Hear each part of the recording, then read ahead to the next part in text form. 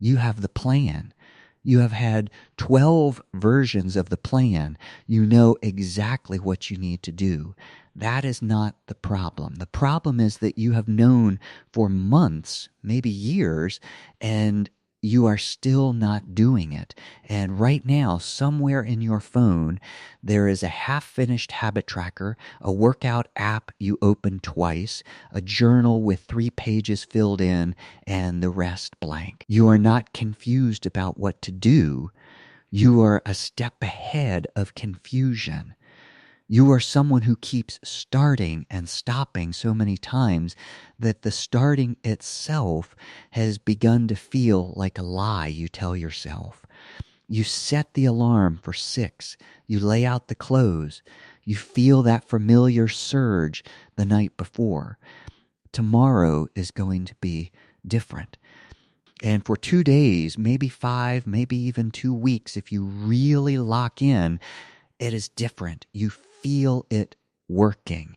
You feel yourself becoming the person you have been imagining. And then one morning the alarm goes off and something in you just does not respond. Not because you are lazy. You know you are not lazy. Something deeper than laziness is happening. Something that feels less like resistance and more like resignation.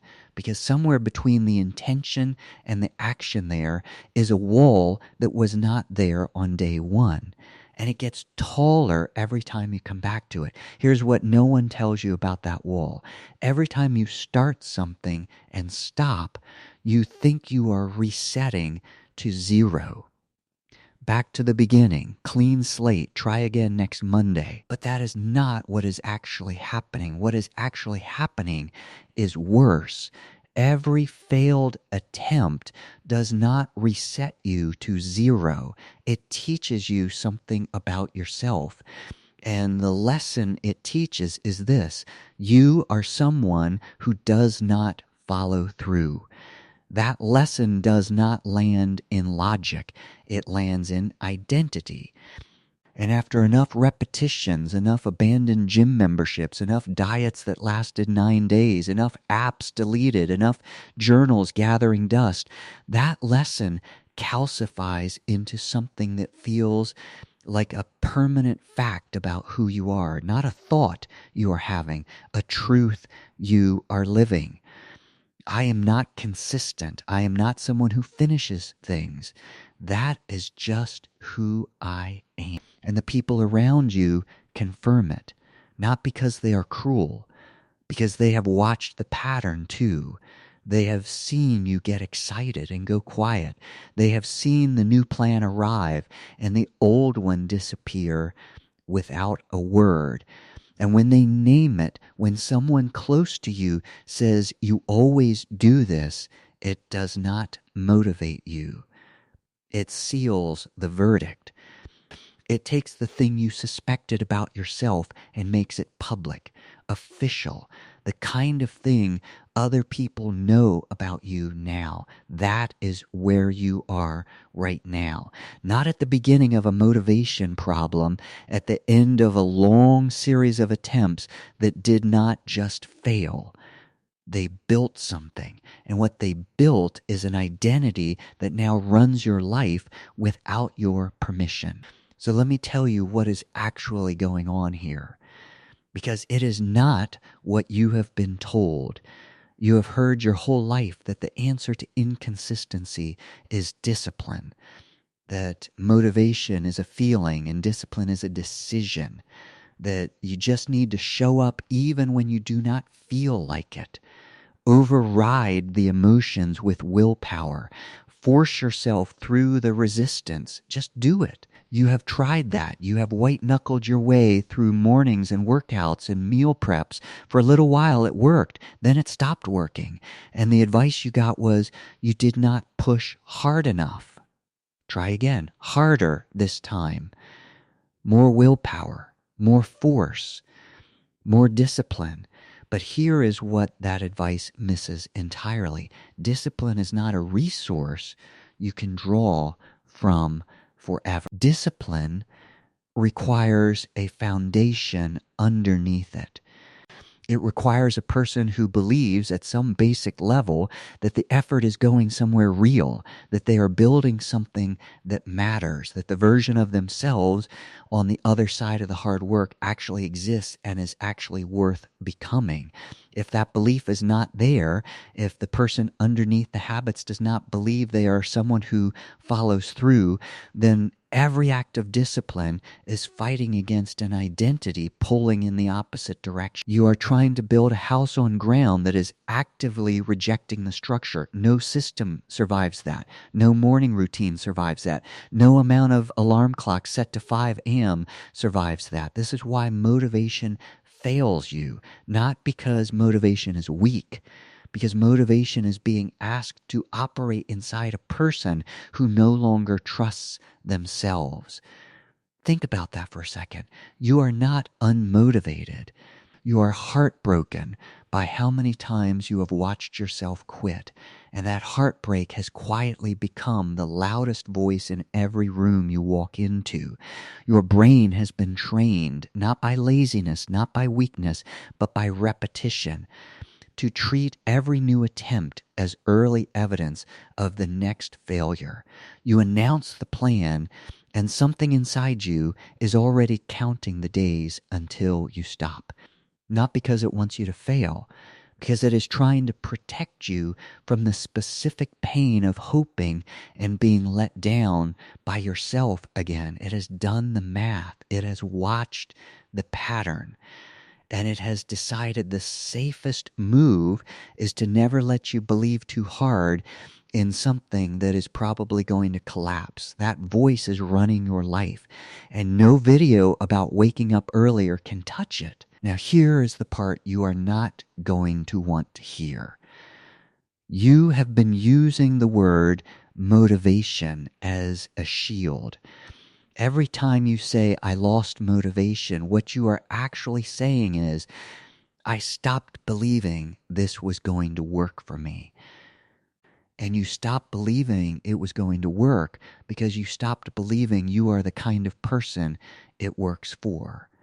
But instead of looking at that, instead of confronting the fact that the real problem is not your routine or your alarm or your willpower, but the story you carry about who you are, you blamed the feeling. You said the motivation ran out, as if it were a tank that simply emptied, as if it were something external that did not show up for you. Motivation did not leave you. You left yourself. You abandoned the attempt the moment it got hard enough to test whether you actually believed you deserved the outcome. And every time you blamed motivation for leaving, you gave yourself one more reason to never look at what was really going on. That is a completely different problem than not having the right morning routine, and it requires a completely different solution. I know this is true because I lived it. There was a period in my life where I was stuck in a job I hated, applying for new ones but never following up, starting workouts that died within a week, trying diets that dissolved before the groceries ran out. And the worst part was not the failing. The worst part was when my wife and my sister, two people I love and trust more than anyone, started naming the pattern, calling me inconsistent, not to wound me, because it was simply what they had observed. And it landed like a sentencing, because I could not point to a single piece of evidence that said otherwise. That label did not push me to change. It gave me permission to stop trying. Because if the people closest to you believe you are this way, maybe you just are. That was the lowest point. And that was also where the turn began, not because I found a better system, because I finally understood that the system was never the problem. Here is what actually has to change before consistency becomes possible for you. You have to stop trying to build habits for a person you do not believe in. That is the root, not the routine, not the app, not the accountability partner, the belief. This does not mean lying to yourself. It does not mean standing in front of a mirror saying, I am disciplined, when every part of you knows that is not true yet. It means something harder and quieter than that. It means deciding that the person you are right now, depleted, uncertain, carrying the weight of every abandoned attempt, is still worth showing up for, not the future version. This one. People who study how behavior actually changes have found something that contradicts almost everything the motivation industry sells. People do not become consistent and then start seeing themselves differently. It works the other way around. They start seeing themselves as someone who shows up imperfectly, inconsistently at first, in the smallest ways possible, and the behavior follows. Your actions flow from the person you believe you are, always. If you believe you are someone who quits, you will quit. Not because you are weak, because you are being faithful to the only identity you have. So the first thing that has to change is the story. And you change a story not by arguing with it, but by introducing evidence it cannot dismiss. This is not about being positive. This is about being precise. You do not need to feel good about yourself to start. You just need to stop giving the old story fresh ammunition. Tonight, before you sleep, choose one action that takes less than 2 minutes. Not a routine, not a plan, not a life overhaul. One action. Something so small that even on your worst day, the day when the voice in your head is at its loudest, you could still do it. 2 push-ups, 1 sentence written down, 30 seconds standing outside without your phone, 1 dish washed. The action almost does not matter. What matters is what happens when you do it. Because when you do it tomorrow, and you will because it is 2 minutes, you are placing the first crack in the wall that says you never follow through. 1 hairline fracture in something that has been building for years. You will not feel a rush. You might feel nothing. That is fine. The fracture is there whether you feel it or not.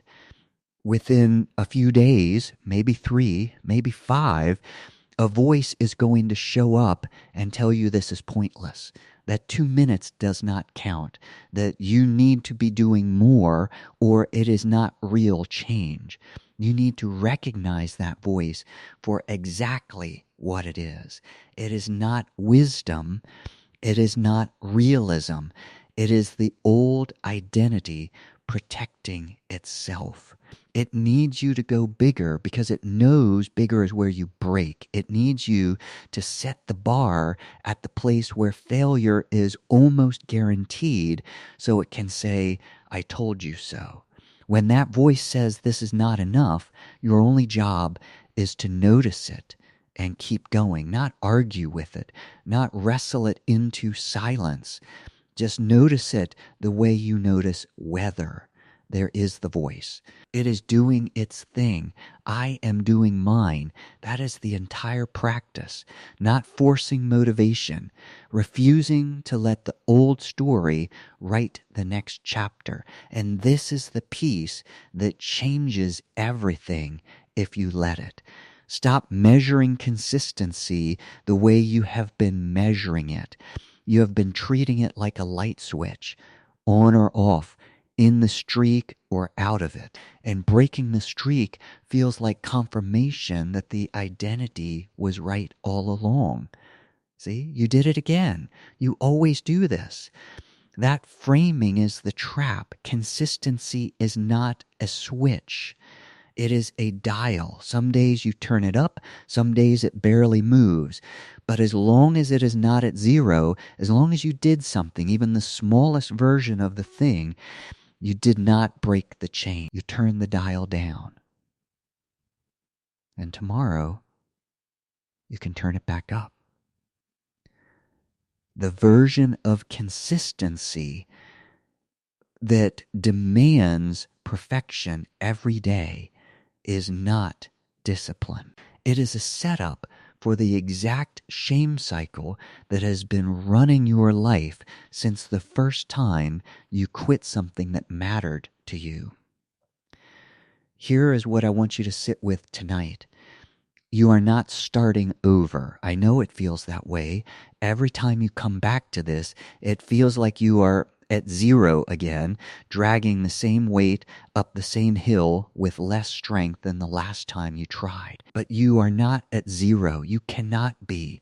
You have been through something that most people never look at honestly. The experience of trying, failing, and having to face yourself in the silence afterward. That is not nothing. That is the kind of knowledge that no course or app or motivational speech can give you. You know what the wall feels like. You know exactly where the drop-off happens. You know the precise moment when the voice gets loud enough to win. That is not a weakness. That is information. And this time you are not going to try to outrun it. You are going to use it. You do not need more motivation. You never did. You need one small reason to believe that you are worth the effort of showing up for. Not because it will be easy, not because it will feel good right away, but because the person you are right now, this version, not the one you are trying to become, deserves to find out what happens when they stop quitting on themselves. One thing, 2 minutes, tomorrow.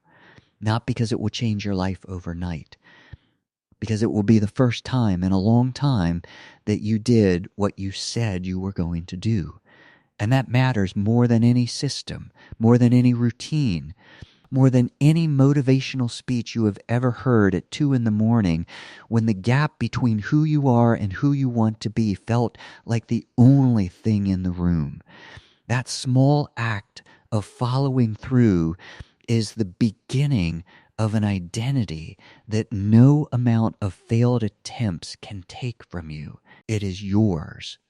You are building it, 1 2-minute act of faith at a time. And remember, you are in a marathon of life, not a sprint. Thank you for staying until the end. That says something about you, and I think you already know what it is. If there is someone in your life who is fighting the same wall, send them this. Sometimes knowing you are not the only one changes everything. If this channel feels like a voice worth keeping close, please subscribe. There is more ahead, and it is built for exactly where you are going. I will see you in the next one.